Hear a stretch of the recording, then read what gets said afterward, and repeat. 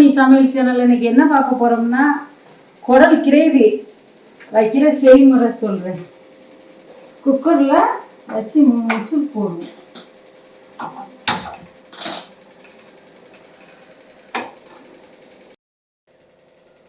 சட்டி காஞ்சிச்சு இருந்தால் கொஞ்சமாக எண்ணெய் ஊற்றுங்க, ரொம்ப ஊற்ற வேண்டாம். இவ்வளோ எண்ணெய் போட்டால் போதும். இப்போ குடலை வச்சுருவோம். 3 தண்ணி ஊற்றி நல்லா கழுவி குடலை எடுத்து வச்சுருக்கிறேன். அலசி போட்டு குக்கரில் வைக்கணும்.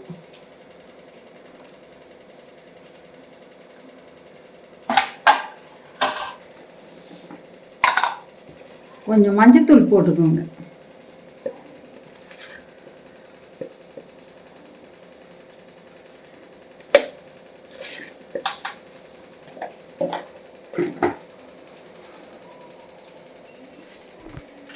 மஞ்சத்தூள் போட்டுக்கோம் பாருங்க. இது நல்லா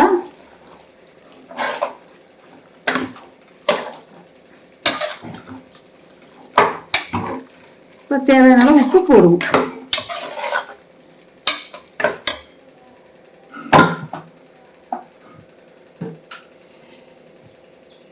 உப்பு கம்மியாகவே போடுங்க, காணாட்டா போட்டுக்கலாம். இவ்வளோ உப்பு போடுங்க.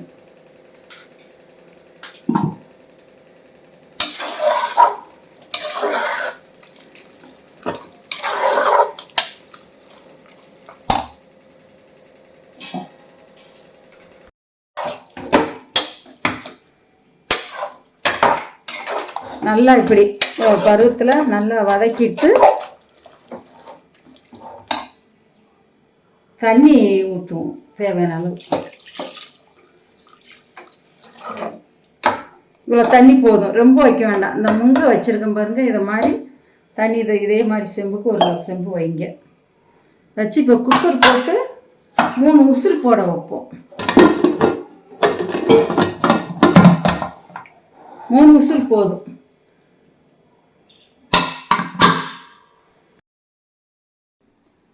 இப்போ குடலுக்கு தேவையான கிரேவி ரெடி பண்ண, மசால் ரெடி பண்ண இந்த வறுக்கிறதுக்கு எடுக்கிறேன் பாருங்க. மல்லி 3 டீஸ்பூன் எடுத்துக்கோங்க. இவ்வளோ எடுத்துக்கோங்க. மல்லி சேர்த்தா நல்லது, உடம்புக்கும் நல்லது. சீரகம் இவ்வளோ சீரகம் எடுத்துக்கோங்க, 1½ டீஸ்பூனு. அரிசி இவ்வளோ எடுத்துக்கோங்க. இவ்வளோ அரிசி எடுத்துக்கோங்க. மிளகு ஒரு 1/2 டீஸ்பூன் இவ்வளோ வச்சுக்கோங்க. ஓமம் சேர்த்தா ரொம்ப நல்லது. அதனால கொஞ்சம் நாள் இவ்வளோ ஓமம் சேர்த்துக்கோங்க. வீட்டில் ஏற்கனவே ஓமம்லாம் வாங்கி வச்சு இந்த குழம்புகளுக்கெல்லாம் சேர்த்திங்கன்னா உடம்புக்கு நல்லது. சின்ன பிள்ளை சாப்பிட்டாலுமே நமக்கே நல்லது, பெரியவங்களுக்கு. தேங்காய் இவ்வளோ தேங்காய் வச்சுக்கோங்க. எல்லாமே மொத்தமாக வறுத்துடலாம். வத்தல் இந்த இருக்கு பாருங்க, வத்தல் இவ்வளோ வத்தல், கருவேப்பிலை.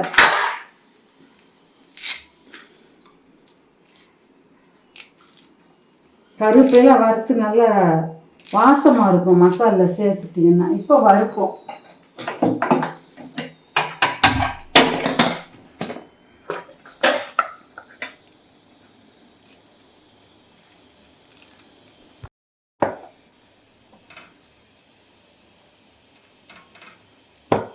இந்த சட்டி காஞ்சிருச்சு. கொஞ்சமாக வறுக்க எண்ணெய் ஊற்றுறேன், கடலை எண்ணெய் ஊற்றுறேன்.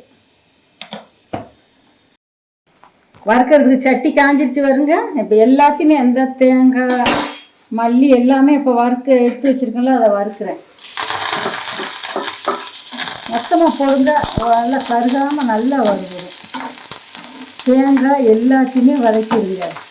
தேங்காய்லாம் வதக்கிட்டிங்கன்னா சூப்பராக இருக்கும் வாசம்.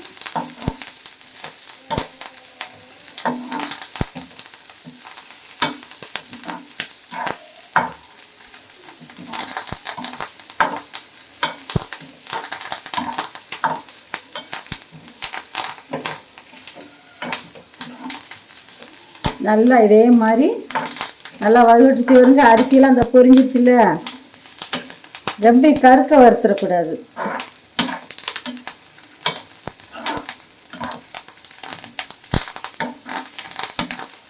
தனித்தனியாக போட்டோம்னா ஒன்று கருவிடும்.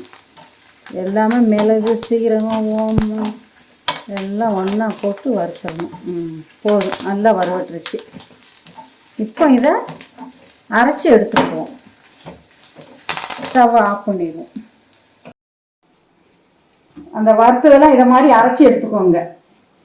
நல்லா மையாக நல்லா இதை மாதிரி அரைச்சி எடுத்துக்கிட்டு இப்போ இதை கூட்டி வைப்போம். இப்போ குடலை குக்கரில் வச்சு வேக வச்சு எடுத்து வச்சுருக்குதா, கூட்டி வைப்போம் கிரேவிக்கு. அந்த சட்டி காயிட்டு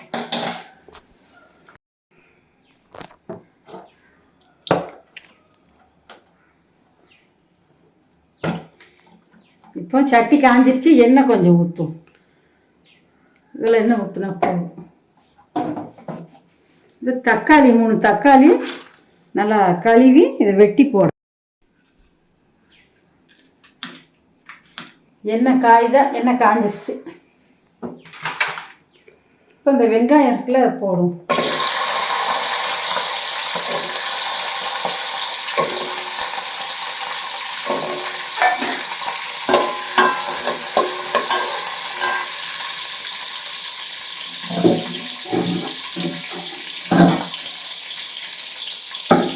தக்காளியை அதை அரிஞ்சு போடும்.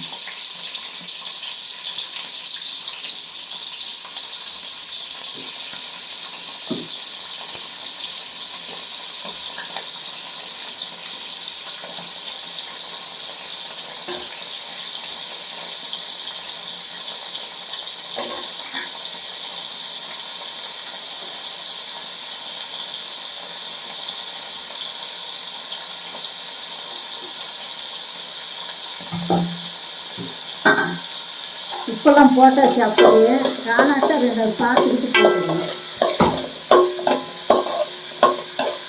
இந்த இஞ்சி இந்த எடுத்து வச்சுருக்கோம் பாருங்க. இவ்வளோ பூண்டு, இவ்வளோ இஞ்சி, இதை மிக்சியில் அரைச்சி போடுவோம்.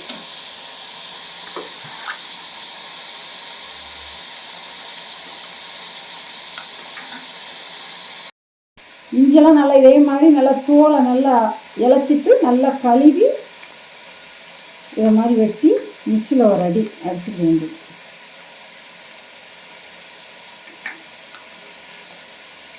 ஒரு மிக்சியில் எடுத்து அரைச்சி வர இந்த அரைச்சி எடுத்துகிட்டு பாருங்க. இதை போடும்.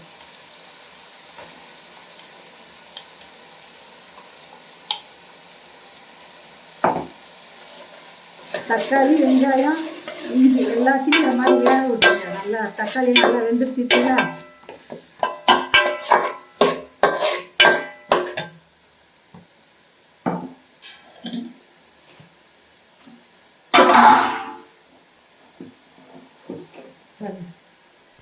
தக்காளி எல்லாமே நல்லா பாசமாக வெந்துருச்சு.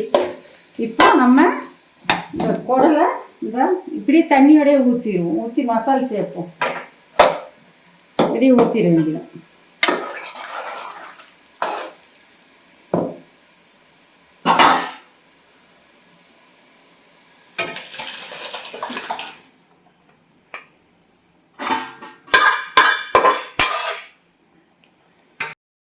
அரைச்சி வச்ச மசாலா இப்போ இதில் சேர்த்துருவோம்.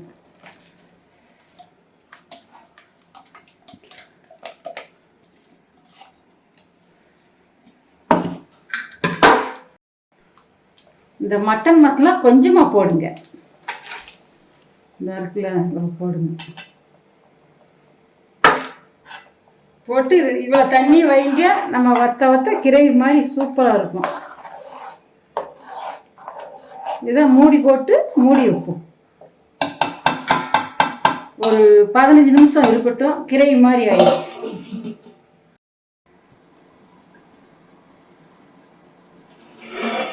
இதான் நல்லா கிரேவி ஆயிடுச்சு பாருங்க. அந்த தண்ணியெலாம் வற்றி சூப்பராக இருக்குது. இட்லிக்கு சாப்பாடு, தோசைக்கு வச்சு சாப்பிட்லாம். இப்போ இதை தாளிச்சிடுவோம். இது மாதிரி கட்டியாக சாப்பாடுக்கும் தண்ணி கிரேவி கட்டியாக வைக்கணும். சட்டி காயிட்டு தாளிக்கிறதுக்கு இந்த வச்சுருக்கோம் பாருங்கள். வெங்காயம் பொடிசாக வெட்டி, கருவேப்பிலை, மல்லித்தலை, கொஞ்சம் பூண்டு தாளிக்கையில் போட்டிங்கன்னா வாசமாக இருக்கும். அதனால் தாளிக்கையில் ஏற்கனவே கொஞ்சம் பூண்டு போடுங்க.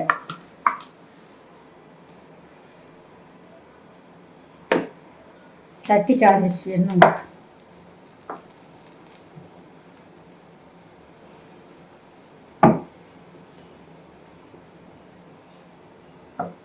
கோதி வளையணும்.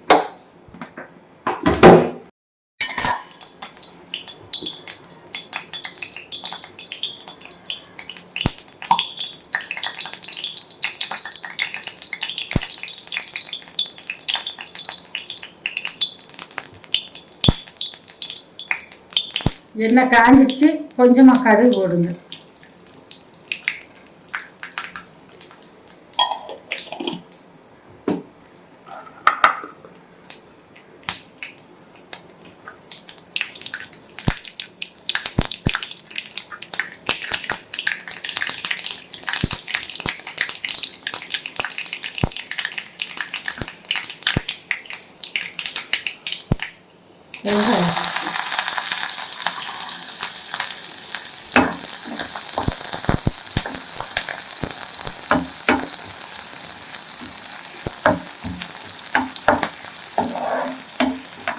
இதுதான் கருவேப்பிலை.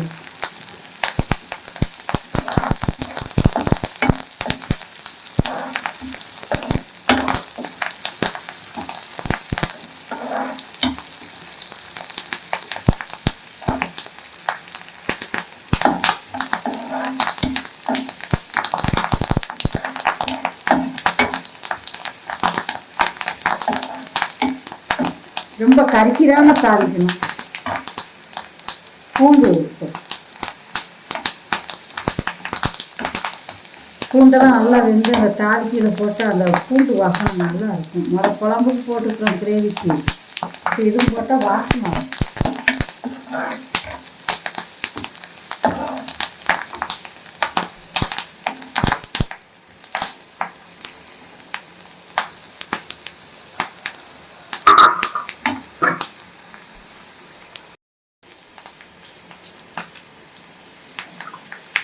இந்த 4 வத்தல் போட்டுங்க. வாசமாக இருக்கும். காஞ்ச வத்தல்.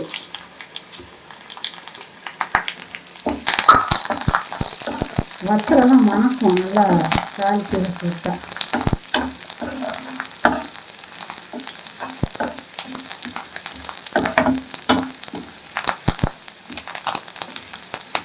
நல்லா பொன்னிறம் வந்துச்சா தாளிக்கையில் ஊற்றுவோம்.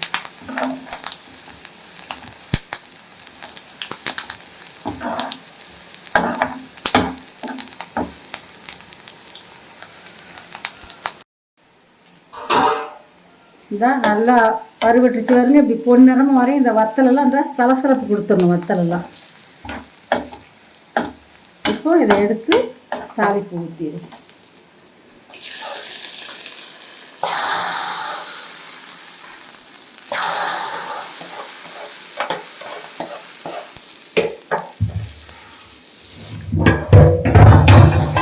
இந்த கொத்தமல்லி செடி நல்லா கழுவி நல்லா வச்சுருக்கேன்.